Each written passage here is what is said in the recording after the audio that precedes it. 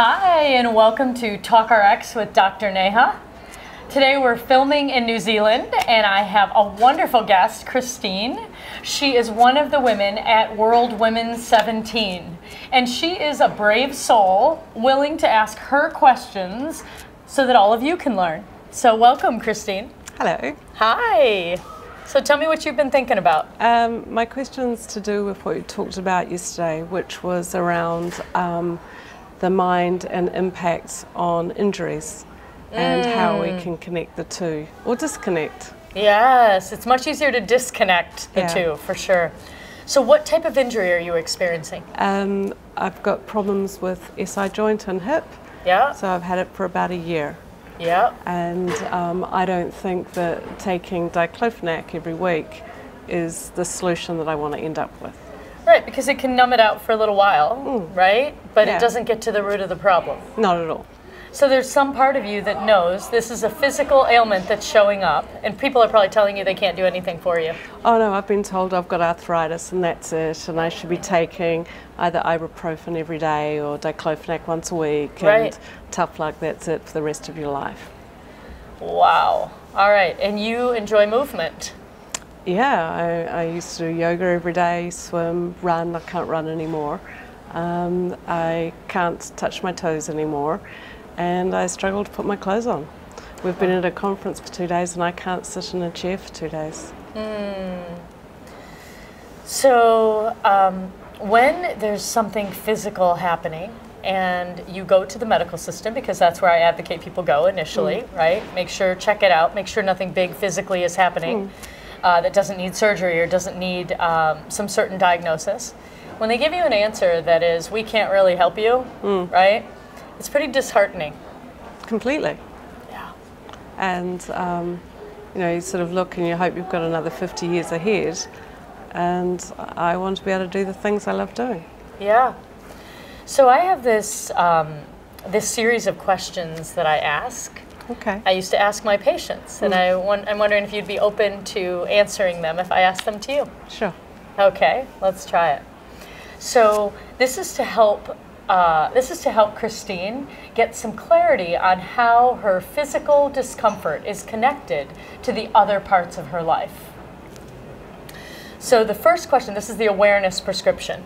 So the first question is, why this? Why your sciatic nerve, your left leg? Like, why your mobility, right? Why is this the part of your body that's trying to get your attention? I don't know. I think that I go back to when it happened, and so I think it's connected to that. And it was News Day, and I decided I was going to go on a health kick. And you know, foolishly, I walked up a hill 3 times, and then the next day I was in a lot of pain, which didn't go away for a year. But the day after I decided to go on a health kick, I decided I had to start making change, because it was 10 years after my partner had died. And I thought 10 years was enough. So, you know, just at the time that I'm thinking, let's get cracking now, you know, enough time of honouring death of a partner, honouring the family we didn't have. I go and get myself really stuck and caught in a lot of pain.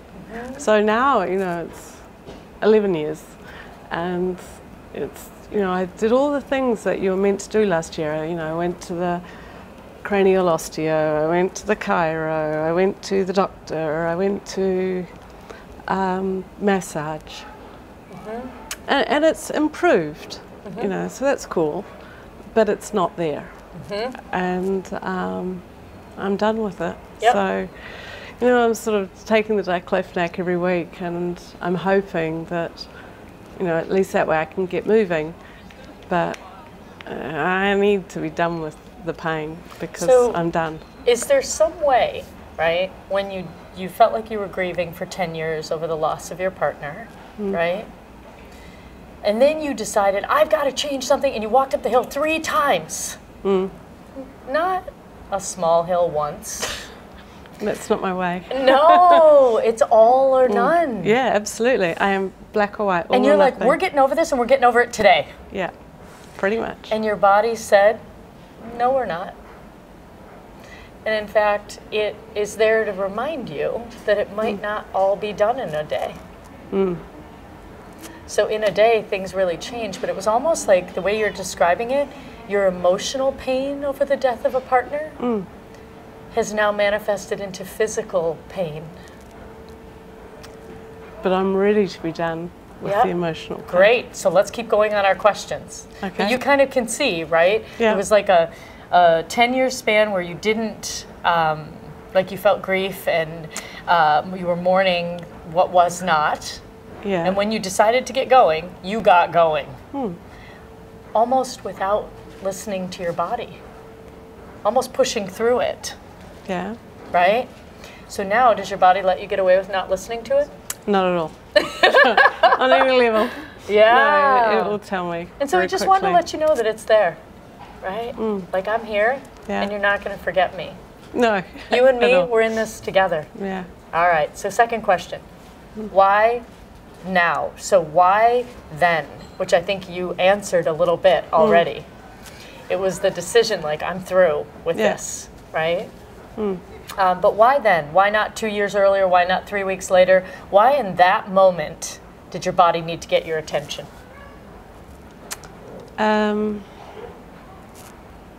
What was important about that time?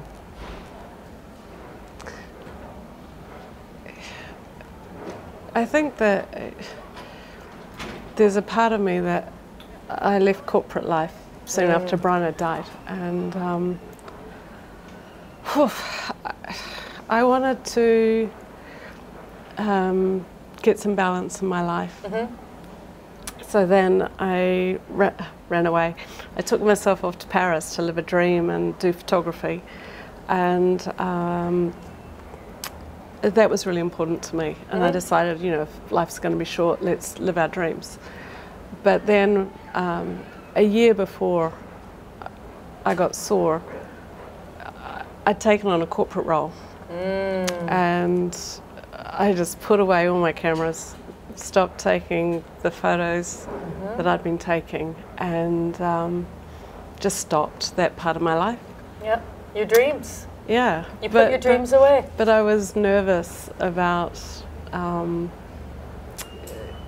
photograph women nude outside, so it's a little bit different to being an engineer and in corporate life, and I was nervous about the perception of others, and so I'd sort of stopped all of that. About last year, I went back to this place in France that I go to and started taking images again, and started doing yoga retreat, and so now I've gone and bought a part of it so that I can carry on with that. And I don't know, it just sort of felt over the last year that if I can get back to having the balance that I wanted and embracing all of me, rather than just a little corporate part that someone might judge. And sometimes your pain, can that give you an excuse to say, like, I need to do what I love because there's so much energy that I've got, and so I'm going to make it important to do what is important to me. But you say that, but you know, sometimes I think with the body, I've got time for everything else in my life that I'm trying to do, rather than time for it. And I just expect it to run along beside me. And it's saying, nope, I need attention. Well, it doesn't get it very often. Well, wow. So now, third question is, if hindsight's 20/20, tell me what signals you might have missed along the way that you can see now. Name 2 signals you might have missed along the way.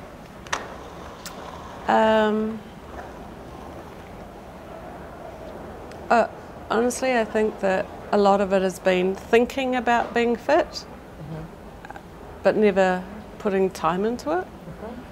So valuing something but not taking the action to actually be that. Correct. And so I think there's that. You know I want to do more, but sometimes I haven't. And forgetting how much joy I'd get with my camera. You know, to get my camera out at the moment, I have to go to the Northern Hemisphere. It's such a long way to go to be able to pull my camera out. Yep. Which seems crazy that it only comes out over there and not here. Yep. Yep. So I haven't quite found the courage yet to get my camera out in New Zealand very often. Okay. So, yeah. So, fourth question is, what else in your life needs to be healed? You asked that question, and my immediate response is my heart. Yep, my heart. So I want you to take a nice deep breath in and out. Oh. And can you feel? You can feel the tears? And the dribbling nose. And the dribbling nose, and that's okay. Yeah. Because the truth is, there is something that needs to be healed here, right? And acknowledged. And your body is trying to tell you, me too. Me too. Yeah. Right? You know, right? Yeah. So if you spoke from the heart, this is the final question. If you spoke from the heart, what would you tell me? What would you say? I want peace.